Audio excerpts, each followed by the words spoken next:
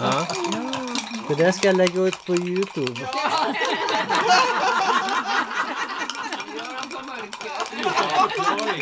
Jag var faktiskt med på YouTube. Det var några som tog när vi åkte från Bryssel med bussen. Så var det några där passagerarna som hade tagit när vi satt och körde den bussen. Och fick med verktygslådan och trasiga rutorna.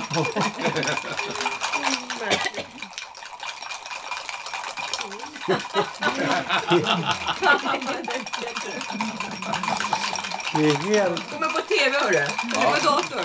Men kan man inte ha en sån här liten champagnerisk? Det är puss! Puss! Det var vårt förslag. Jag får inte lillfingret.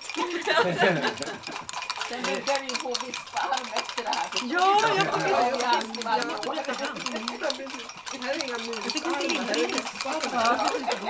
Alltså som barn. Nej, men jag fick inte i alla fall. Alltså det är aldrig någon. Men hur ska det bli då? Alltså, Ska vi säga tjock, vitt och tjock. Det är sockerkaka som man kör med. Har du aldrig gjort sockerkaka någon?